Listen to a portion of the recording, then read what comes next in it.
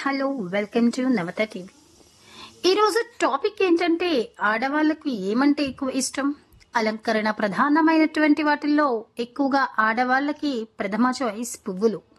అవునండి, మనకి తెలుసు కదా పువ్వుల గురించి అని అనుకోవచ్చు, కానీ పువ్వులు మన దైనందిన జీవితాల్లో ఒక భాగం. ఎందుకంటే సువాసన భరితమైన పువ్వులు ఎక్కువగా పూజల్లో, పెళ్లిళ్లలో, ప్రత్యేక కార్యక్రమంలో, పెళ్లి కూతుళ్ల జడలలో, దేవాలయాల్లోని దేవుళ్ల అలంకరణలో, అలాగే ప్రతిరోజు ఏదో ఒక సందర్భంలో పువ్వులు లేనిదే ఏ కార్యక్రమం జరగదు. భగవంతుడు సృష్టించిన అందమైన ప్రపంచంలో ఈ పువ్వులు ఒక ప్రత్యేక ఆకర్షణ అని చెప్పుకోవచ్చు. మనం ఒక్కసారి ఏ పువ్వుల నర్సరీకో లేక ఫ్లవర్ ఎగ్జిబిషన్ కో వెళ్ళామనుకోండి, అక్కడ ఉన్న రంగురంగుల ముగ్ధ మనోహరమైన పువ్వులను చూసి మనసు చాలా ఆనందం వేస్తుంది కదా. అలాగే వాటి సువాసనకు మన బ్రెయిన్ మొత్తం ఏదో లోకంలోకి వెళ్ళిపోతుంది. అందుకే సినిమాల్లో సినీ కవులు కూడా ఈ పువ్వుల మీద ప్రత్యేక పాటలను, కవులు ఈ పువ్వుల మీద ప్రత్యేక కవితలను వ్రాసేవారు. అయితే ఇన్ని పువ్వులన్నీ ఒకేసారి ఎక్కడ దొరుకుతాయి అని అంటే టక్కున గుర్తుకు వచ్చేది ఫ్లవర్ మార్కెట్స్. అయితే ఒక్కో రాష్ట్రంలో ఒక్కో వెరైటీ ఫ్లవర్స్ కి ప్రసిద్ధి అండి. ఎగ్జాంపుల్ కి చూస్తామంటే ఆంధ్ర రాష్ట్రంలోని కడియం మొక్కలకి, అలాగే అక్కడ ఉన్న ఫ్లవర్స్ కి ఎంత డిమాండ్. అలాగే మన హైదరాబాద్ లో అన్ని రకాల స్టేట్స్ కి చెందిన వెరైటీ ఫ్లవర్స్ ఎక్కడ దొరుకుతాయో తెలుసా మీకు? తెలిసే ఉంటుంది. అదే మన గుడిమల్కాపూర్ అండి. ఇక ఇక్కడ దొరకని ఫ్లవర్స్ అంటూ ఏం లేవు. ఇండియాలో ప్రతి స్టేట్ లో దొరికే పువ్వులన్నీ మనకి ఇక్కడే దొరుకుతాయి. మరి ఆ వీడియో మీకోసం మన ఛానల్లో అప్లోడ్ చేస్తున్నాం, ఒక్కసారి చూడండి. ఇందులో కొంతమంది రైతులు డైరెక్ట్ గా సేల్ చేస్తున్నారు, మరికొంతమంది ఆ రైతుల దగ్గర నుండి తీసుకొని సేల్ చేస్తున్నారు. అయితే ఇక్కడ సీజన్ లో ఒక కాస్ట్ ఉంటే అన్ సీజన్ లో ఒక రేట్ ఉంటుంది. మరి ఇంకెందుకు లేట్, ఈ వీడియోని చూసేయండి. ఇవేం పూలు అంటారు?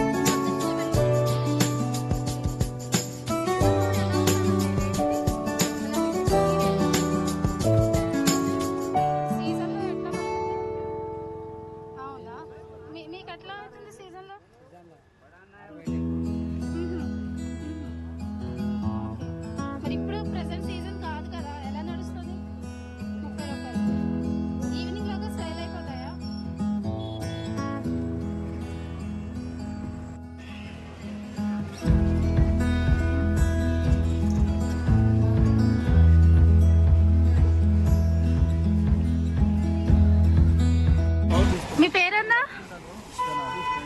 ఓకే, మీరేంటి చామంతి పూల ఎలా అన్నా? కేజీ చామంతి ఎంత? కేజీ 50. సీజన్లో మీకు ఎట్లా నడుస్తుంది? ఎంతకెళ్తుంది కేజీ సీజన్లో? సీజన్లో ఎంతకు అమ్ముతారు? 150. ఓకే, ఇలా లాస్ట్ లో మిగిలిపోయిన పువ్వుని ఇలా పాడేసి వెళ్ళిపోతారనమాట.